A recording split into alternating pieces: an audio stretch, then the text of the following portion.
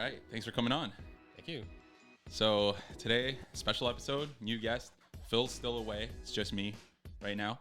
But we're here with Ken, who's a mortgage specialist and real estate investor, and has a bunch of things on the go, like a crap load of things. So it's pretty exciting to have you on. Thanks for coming. Thank you for inviting. So we're going to talk a little bit today about sort of your background, how you ended up in this position, because I know, it wasn't a straightforward plan. I don't think it ever is for anybody, but how you ended up here, kind of like what your outlook is on what's happening right now, what you're seeing, and maybe at the end we'll talk about some exciting plans that you've been working on. That's amazing. Yeah, we'll do. So anything on your end? I mean, I know this is like first podcast. Yeah, this is my first podcast. Never been on a podcast before, so it's kind of exciting. And the lights aren't bothering you? Yeah, the lights are. I feel hot in here. Oh yeah, I feel like I'm starting. It gets really hot. Oh yeah, I'm starting to sweat in here. I should have warned you. Yes, I should have brought a T-shirt like yours. Yeah, I know. Nice Hawaiian shirt. Exactly, casual. I mean, I probably failed to mention to Ken that this is also on video. I think you were expecting maybe just audio. That's right. I thought it was just audio. I put you so I have a hoodie that's ready for the outside weather. Yeah, and this is like a really hot room. I'm usually pretty sweaty. So anyways, it'll be quick. Yeah, next time, this practice run, it's all good. Right. But today we're going to learn a little bit more about you. So really, how did you end up in real estate? I mean, everybody kind of hears about it when you're younger, and you probably had circles or family or whoever was talking about it. But how did you get to become a real estate investor? Out of the blue, actually. So I actually, my career prior to me being a mortgage specialist, I was actually working for the automotive industry as a sales rep for about 5-6 years. And then I transitioned over to as a financial services manager role. Essentially, I'm the guy who submits your credit application when you decide to make a car purchase or when you make a car purchase. Just prior to COVID, I really wanted to have more control with my own time. And with a newborn at that time, I felt like this was a great time to make that transition, to jump into a different field, because I've already been in the auto industry for about 10 years at that point. And I was searching around, asked around a few friends, see what makes sense. And a lot of them said, because of my experience with as a financial services manager, they said, why don't you try becoming a mortgage specialist? So, and then I did some research. I'm like, I can manage my own time, essentially control my destiny and how hard I work and how much money I make, which is exactly what I've been accustomed to in the automotive industry. And that's how I decided to get into this. And from there, I've met new friends in terms of investment. I partnered up with my brother, who's also a real estate agent. I partnered up with him first, buying a few condos, investments. And then we branched out to buying pre-constructions. And then I met the team at Elevate, which really opened my eyes on the rental market and the investment side of buying single family dwelling homes and converting them into multi-dwelling. And that also brought me to my last phase of investment, which is the Laneway suite. So we can talk about that. Yeah, we'll talk about that in a bit. But yeah, so it was kind of a progression. I guess you started in, your first job kind of led you here slowly when you wanted to manage your time a little bit more, and then you started investing. You said in pre-cons and condos. That's right. Yeah. So I first bought was a for condominium. So we bought condominiums, rented out, just to get my feet wet, because those typically have the lowest risk when you're looking to buy investment property. Just as if you're buying a multi-million-dollar multi-dwelling property, there's a huge risk, a lot of financial investment that's required. Condominiums are much smaller investment, a lot easier to maintain. But from there, we branched off to buying pre-constructions and start closing on the pre-constructions, selling those after, and then to the multi-family dwelling properties. So the pre-cons, when did that start roughly? What year? I would say 2018. Okay. Yeah, 2018. 18. Okay. So you still have a couple of those in the works? I do, yeah. So I'm hoping to get rid of them soon. And just transfer all of that to now, multifamily homes and Laneway house builds, which That's is right, 100%. So I'm trying to convert my whole entire portfolio straight to all multi-dwellings and construction on the laneways. Yeah, I think that's, your story kind of lines up with how a lot of people enter the real estate world is through condos. Reason being is the entry level is just much, much lower.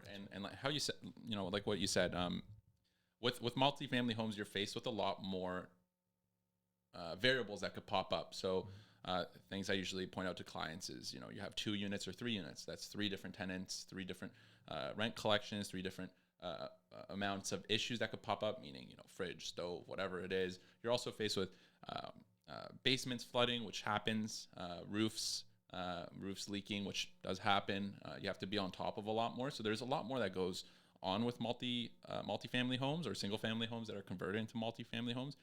Compared to a condo, it's much cleaner, especially if it's a newer condo. It's easy. It's more cookie cutter. There's, 10, 20, 30, 40 units that look just like that in the same building. Locations are a little bit different typically. Downtown Toronto has a lot of condos. Finding single family homes is a little bit more difficult. So there's a lot to it, and I think it definitely lines up. And then the natural progression of things, a lot of people stop at that point because the projected growth of owning a handful of condos, depending on it's all situational, but you kind of get capped. And you can correct me if That is very true. Yes, you do typically get capped because most lenders will only lend you up to a certain amount of properties. So, for example, most banks will lend you up to 5 properties or 8 properties. So, if you're buying all condos, it does restrict you to that many doors.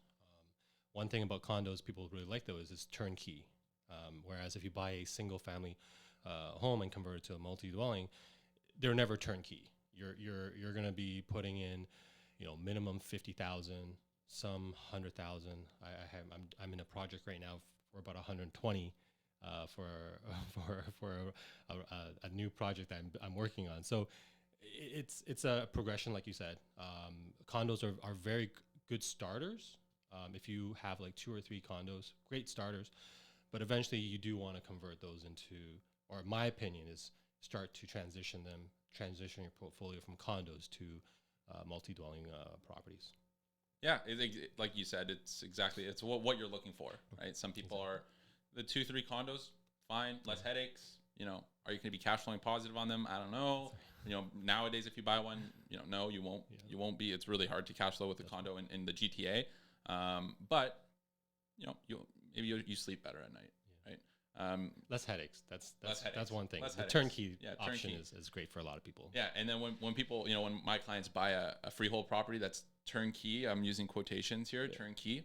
For me, what turnkey freehold is like anything less than $10,000-$15,000 worth of renos, that's usually the bare minimum. Even if you're buying a house that's just built, whatever, usually you have to do a couple things here and there that add up. So I personally would never buy a turnkey multi. I would always want to look for the investment side, the value add. Yeah. In the banking world, whenever you buy a property, you want to be able to add a lot of value to be able to extract the equity from the property on an earlier time frame. If you buy a turnkey, you're going to pay a premium. Let's say if you buy a $1.2 million turnkey, typically if you can find one for like $1 million or $950 and spend the $150K, you now have added an extra $50,000 to $100,000 of equity on the property, which you can also accelerate your future plans in also owning more properties. Goes with the BRRRR method. Yes, that's a BRRRR method. So our one of my methods that I do use, that it's great that you brought it up, is that the BRRRR method. So I do buy properties, I invest a lot of money in it, build the laneways, some of them, and then convert them into equity. So taking out the equity and then reusing that equity to purchase another property, build another laneway, add a lot of added value, extract equity. Create that snowball effect. Exactly, the snowball effect. Starts the little snowball. It's always going to start slow, yeah. So, but after when you get to your second or third property, you'll start to see the chain effect and the shorter time frame you're able to get into the next project. It actually accelerates as you keep building. So that's all good. When we talk about this stuff, I mean, it's easy to see how the snowball starts going with that initial investment. And let me know if this is something that you want to touch on now. But nowadays, with prices are, what they are, they're a lot higher than they've been on average in the last 20 years, of course. But, in the last year, they've dropped about 20%. But qualification is a lot harder nowadays. Is there any advice you would give anybody, on your personal opinion on people who are saving for their first? Maybe it's a young couple, because I know there are people in that scenario. Okay, when the snowball gets rolling, and like you said, you're pulling equity out of one property, you're pulling out of the other, you're building a Laneway house. You're in the game, right? You're in the game. How do you get your foot in the game? Is there any advice you would have for that? My recommendation is, in the beginning, if you want to minimize your risk, partner up with someone. I partnered up with my brother on the first purchase. Help you spread the risk. It gets your foot in the door, and it allows you to now get into the rental or the property game. Is my biggest thing. You don't need to do it on your own. There's always, you can always find a friend that you would want to partner with, your brother, your sister. You don't need to do it on your own. After the fact, after you've got your experience, if you want to go on your own because you've built that substantial nest egg where you can invest on your own, go ahead. But if you want to start, you don't need to wait. Even if you have 30,000, 20,000, 40,000, partner up with a friend. Look for certain mortgage products, like high ratio mortgage products that will also be able to allow you to buy that rental property, and then start from there. So you don't have to wait. Like, if you can, ask around, get a friend involved, call a friend, exactly. Figure it out. Yeah, figure it out. Call a friend, figure it out, or reach out to you guys, and that's a lot of purchases that happen that way where I know my first purchase, I wasn't like shopping in the market and I didn't have everything lined up. It was just talking to the right people, and then the deal sort of fell in, and I was like, how could I work this backwards instead of me preparing for everything, which is the normal way of doing things. And I still advise most people to be prepared. Well, you have to be prepared at a certain point, but yes. You could work back deals where you're like, and this is, since I'm in the industry and since you're in the industry, it's easier for us to work back. And me saying this right now, I understand how much easier it is, but having those conversations and gaining the knowledge, I think beforehand, for people just coming in, that's the biggest asset you can bring, because you probably don't have the funds to start. So learning as much as you can. YouTube, I love YouTube. I think YouTube is a great way of gaining as much, soaking in knowledge in an entertaining way. But there's a lot of books, podcasts. There's so many things you can listen to kind of get yourself a step above most people, and your brain will start working in different ways where you're like, okay, if I have, my cousin has this job, and I know we were talking about this, and maybe if we get together, we can get a condo and get ourselves, start small. Start small. Condo is the best way to start. That's what a lot of people do want to start from. But start from condo, partner with two friends, one friend, rent it out, build some equity there, and then learn the market, and then convert from there. If the condo takes a year or two to appreciate, that's a year or two that, you've learned the market, appreciate, take some equity out, or even sell it, and then invest into the next property and just keep building you can't just stand still, right? You can't just stand on the sideline and wait for the opportunity. Opportunity doesn't come knocking. You have to go out there, create your own opportunity. And by talking to friends, connecting, going on YouTube, podcasts, those are great ways. That's how I learned watching. The BRRRR method. I've learned that from YouTube a couple years back when I started learning about real estate investments, and then I saw this BRRRR method. I was like, oh wow, this is actually a very, very interesting method of growing your portfolio, and that's where I implemented that BRRRR method with rental properties, with laneways, and how to just incorporate all of it together and making everything work.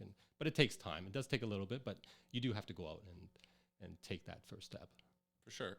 In this current market, so if you go back like 3-4 years, the BRRRR method was quite popular everywhere. But even in Toronto, people didn't believe it as much. I had a lot of conversation with people like, oh, you can't cash flow in Toronto. Well, we've already dispelled that myth. You can break even. You can cash flow depending on the property, depending on the amount of risk you take. Are you buying the property that needs $200,000 worth of renos? Because if you are, there's a good chance that you can pull out that money. That's right, yeah. And all that. In this market right now, so last year, I think from the high in January and March of prices, it's come down to about 25% or in that range from the peak. That happened in around August. I'm giving rough timelines here. And since then, it's practically stayed at the same amount, which is quite a positive thing. Now, in this type of market where we're not seeing the average, which is around, I believe, 8%, 7 to 8% yearly appreciation of homes in Toronto, the BRRRR method is a lot more difficult. It takes the biggest project on the market constantly. Whereas if you go back 2 years, there's like 20% of the properties that the BRRRR method would work. It's still not every property. You can't do the BRRRR method with every property. If you're buying blindly, it's not going to really work out. You need to buy it for a good price. You need to know how much the renovation cost is going to be, and you need to have a rough idea of some comparables in the area that you can compare to once the project's done so that you can pull out the equity. In this market, with the BRRRR strategy being a little bit more scarce, what would you say is a good way of kind of going about that? So in terms of using the BRRRR method, that's where I incorporated the Laneway. So originally when I bought the property or bought a property, I was looking at the BRRRR method, how to increase value by renovating the units, add value. And I realized that the last 2 years have been very difficult because there's only so much you can do to increase, and the values have pretty much peaked off in the last year or so. And then when I found out about the Laneway, I was like, wow, this can cost me, let's say, X amount of dollars to build, but in terms of the bank size, it would be worth, let's say, 50% more on what I expensed. Yeah. And that's a BRRRR method. Essentially, when I looked at that, well, this is a BRRRR method because you're buying you are kind of putting two different formulas together, but it is still the same thing. You're buying a property, you're not renovating the main house, so you maybe do a little bit of sprucing up, but you're still renovating the property. You're just building a laneway house to build that equity. And that's where I think next phase of our rental property is in this area. And a lot of properties are available to do this. And this is a great add and a very low risk, I would say, as long as you partner up with the right people. But it is a very low risk, but very, very high return on your investment. Yeah, it's very difficult to build one, especially for people who have no idea really what's going on, what it takes to build a home. A laneway house is just a mini home. That's right. Yeah. Right. What, you have everything. You have everything. Everything's whatever in the big house you have. Minus typically a basement. Yes. You can do basements in laneway house, but I think financially doesn't make any sense. Yeah. Because typical basement, you're going to add building costs around $80,000-$90,000. The return on the investment side is not great enough. Yeah. To spend that money to do that. And then also when you build a basement, you still have to go back and furnish it. So that means you gotta, insulate it, re-drywall it, because when you typically build a basement, it's just a concrete shell, right? Yeah, so, and then they build the house on top, and that's going to cost you $80,000 to just build that shell plus everything else. The return on investment is not as great. It's a little bit tougher. Yeah. So basements you don't really see as much. I've seen maybe one or two. I've seen one.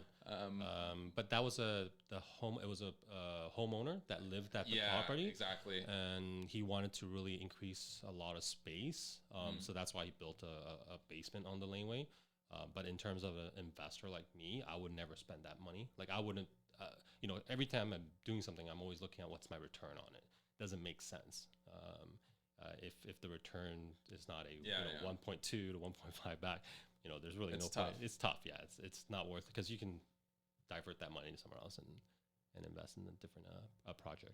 So I guess quickly, without getting into too many details, if you guys do want more details, feel free to reach out to us and we can connect you to the right people. And if you're interested in learning about laneway houses, this is a conversation that we can have, not during the podcast at another time, but with your experience in laneway houses, at this time, you are one of the more experienced people, not non-corporation, just people in the city. A single person venture, a single person venture. Yeah. And there are a few corporations that are specializing in this right now. Not that many. It's still a new. I think it's about a handful right now. Handful, that do it relatively well. There's probably others that are dabbling in it as well, but the toughest barrier to entry, well, minus the funding part, that's probably number one. You need that fund. You can't, if this is the first project that you're ever doing and you've saved up for a down payment, you're not gonna be looking to build a laneway house anytime soon. So it's the laneways. It's a future project after you've had your investments. You've gone 5-10 years. Gone through the investments, made your money, build a couple of capital, and then now you have like a couple rental properties that you realize that wait, there's a land in the back that I can turn it into a garden suite or a laneway, and you have saved up the capital or have equity in the properties where you can extract equity, then you're going to be looking at this type of project. If you're not, it's not a right away where you don't have any investment properties and you want to go in a laneway, it's not going to work. That's unless you're sitting on a lot. Unless you have, if you're a millionaire, a couple hundred. Sure. Then you can do it. But for the average person, average real estate investor, because the average real estate investor is not the average person. That's that's the way to go. We said that you were kind of like the one-man team, but that's not really true. No, it's not. Yeah. So I do have, my very trusted contractors that I work with. I have my own architecture that I deal with, engineers that I've built over time, that I've used multiple times, and we have a really good relationship. And they're there to help me. If I have questions, I ask them, and everybody's have put their input, and I've learned a lot from them as well, vice versa. And to help me. Well, it's a full-time job. I know it is. Right before here, you texted me, I'm at Home Depot, I'm picking up things. And picking up supplies, picking up some ductwork that I'm putting in at another rental property that I'm renovating right now as well too. So there's a lot going on. It is difficult, especially if you don't have that knowledge, if you're not in the industry and you don't have that full team. It's really, really difficult to just be like, I'm going to build one. Let me just call the plumber I know. Like it doesn't work like that. You need a team. So would that be kind of your, overall advice to somebody who's, let's say somebody is sitting on a couple right now and they're going, okay, my one property does have a laneway house. I just refinanced. I do have the funds sitting there. Maybe this is something I'm looking into. What would be like the first step that you would consider? There are many companies out there that you can reach out to that does have the experience in building laneways. You would want to reach out to one of those first, get some consultation, because there are a lot of zonings, bylaws. Not as easy as it. Permits that you need to look. Just because you have the space in the backyard doesn't mean that you can still build. There's a lot of things we have to look for: obstructions, grading. There's a ton of things that you do have to look at on the typical backyard. Even the width of the backyard makes a big difference. The setback of your house, there's a ton of things that you have to learn over time before you can jump in. And it's good to have that partner, that experienced partner, either a company that can help you or a friend, a friend that can help you. Call a friend, they say, call a friend out. But those are the ones that you want to be partnering up with that can help you avoid some of the landmines, because there are a lot of things that do pop up from my own experience building. For sure. Typically there's one thing that comes out every couple of weeks, that just comes up that, for example, the drawings are wrong,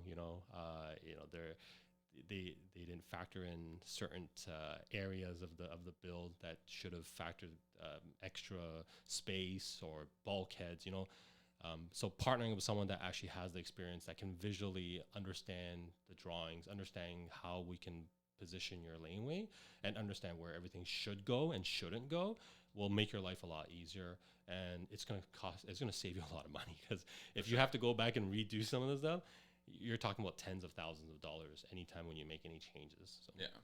No, that's really good advice. It seems like a project that would have people left not knowing what to, it seems like a project that you don't even know what the starting position is, especially doing it on your own. It's kind of one of those things where you're like, this is a great idea, but now all of a sudden I'm a developer, right? It's like, it's a big step. This is a full-time job, right? So I think you're absolutely right. Getting the right team, contacting them, and sort of taking it step by step. Yes. That's probably the best way to go. That kind of leads us into maybe the last thing we'll talk about, is what is your personal outlook on where things are right now? I mean, you've kind of mentioned, what you're putting most of your energy in. Yes. We were just talking about it for a little bit, but what do you think? Where do you think we're at right now? In terms of the market wise, I always hear people say, you know what, it's not the right time to buy. It's the right time to buy. I never have looked at that. It's always a good time to buy. It's all about just your own criteria that you've set. So anytime, if there's a property right now that fits my criteria, I'm going to be 100% gung-ho and figuring out my finances, trying to borrow the money, equities or whatever I can and pull out and make that purchase. Because there's never a good time than the present to make that purchase. If you're going to time the market, you'll never get into the market. You're going to lose out on the market, and the market's going to be long gone before you even have invested into your first property. So it's the saying, time in the market, not timing the market. Something like that. Yeah. So yeah, like I said, just always just look out for the right properties. There's always a good property out there. Partner up with a great realtor. They'll, over here, there's one right here that you can reach out to. They'll be able to help you find the property that fits within your criteria, and you got to jump at it. Just you can't time it. There's no way. If everybody can time the market, we'd be all rich. And that would be nice. That would be very nice, but that never happens. Even the smartest people in the world can't time the market. So I always recommend, if you're ready to do it, or if you want to take the first step, reach out to a realtor, speak to them. If you need to find a partner to pull some funds, call a friend. But making that decision and taking that first step is very, very important, and you should take it on the spot, not 3 months, 6 months down the road. I'm trying to buy another place right now, actually. So I actually went with Simon to go view 3 other places just to see where the market is and what type of properties out there. You're continuously looking. I'm always yeah. Always looking for that, that diamond in the rough is what they say, right? Mm-hmm. Yeah, it's tougher these days. Not a lot on the market. Not a lot, but there is. You can still find there is. Yeah. There's always one. You just gotta spend the time and spend the legwork. Some people just say, you know what, I don't want to go out and view properties because the market's not good. Yep. Or no, you have to go out. Call your realtor. Call them every day. Let them do the searches. Yeah. Go do viewings if you need. Go 4, 5, 10, 20. If you need to go view 50 properties to go find the right one, view the 50 properties, because you'll find one, and that one is going to be your perfect one. Exactly. And I'm seeing that nowadays more than ever. Before I would have, and I was talking about this with Simon as well. Before, go back a year plus, when we would take clients out, we'd be seeing like 8 properties, 9 properties, and out of those 9, maybe like 4 or 5 were actually workable and like pretty good deals, and that was constantly over every day, every week, the same thing. 8. Once we narrowed it down a little, maybe it was 5. Nowadays the difference is now it's like 3. We're seeing 3 properties, and we see everyone, and then the next day we see or the next few days we see another 3, 2. And maybe out of those 2, 1 work, but they're still there. They're still there. It just requires a lot more. Mm-hmm. This week alone, I was out with clients, same clients 3 different times for one and done showings. They dropped everything after work. They work. This is how they're making money. After work, met me at the property. We saw the property because right there, that time in the market, it was an opportunity, and we went. And that's how you do that consistently over weeks, months. You'll find one. You'll find one that works. And at the end of the day, you're gonna be better off for it. Okay, so is there anything else you want to end us on? We're just wrapping up here. No, it was great. Thanks for having me on. Very excited. Hopefully we can. Will you be back on? I will be back on. Okay. We can time something in a couple of weeks. Yeah. I got some more things going on right now. So busy guy. Yes. So there's another big project in the horizon that I'm working on right now. So we can talk about that. Yeah, hopefully that gets online soon. And anywhere we can find you. Like Instagram, is there any socials, or is it best to? Actually, I actually don't use much socials. It's a funny thing. I actually don't. So it's you actually caught me off guard with that. Typically, people just find me on Google. Okay.